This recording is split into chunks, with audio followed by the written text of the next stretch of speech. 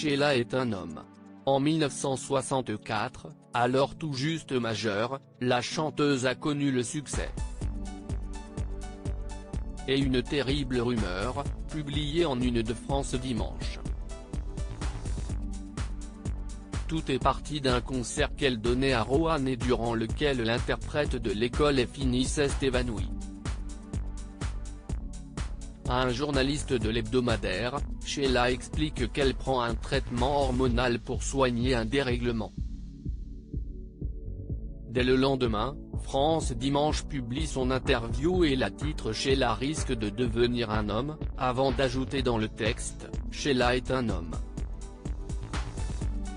Bouleversée par cette rumeur, la chanteuse a bataillé toute sa vie pour démontrer qu'elle était bien une femme, allant jusqu'à filmer son accouchement.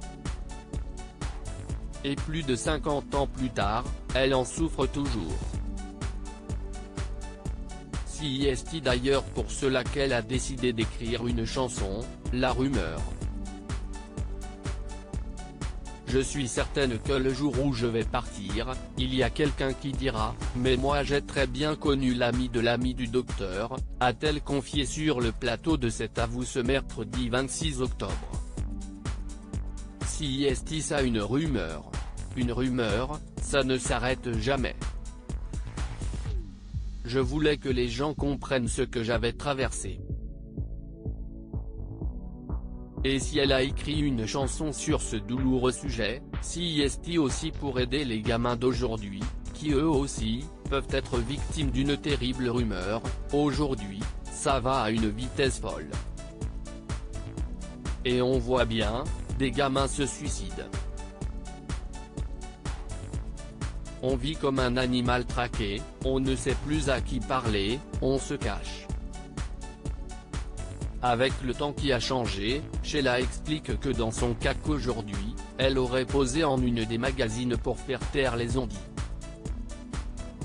Sheila, moi je n'ai pas tenu le coup toujours touchée par cette rumeur, Sheila n'a jamais pu s'en remettre, comme elle le confiait à Marc-Olivier Fogiel dans Le Divan, en 2016. C'est terrible.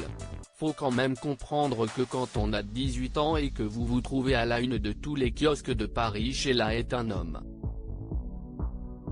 J'ai passé des jours et des jours enfermé chez mes parents, à pleurer, se souvenait la chanteuse. Imaginez-vous mes parents. Ça les a coupés de tout le monde, ils n'osaient plus sortir.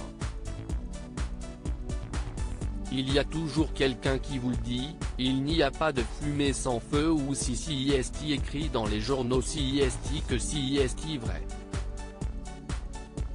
Et dans sa vie, cette rumeur a aussi eu de lourdes répercussions. Moi je n'ai pas tenu le coup, je me suis effondré dans les bras de ma mère, expliquait Sheila à Télé Loisirs. Mes parents ont perdu leurs amis. Loading VJ.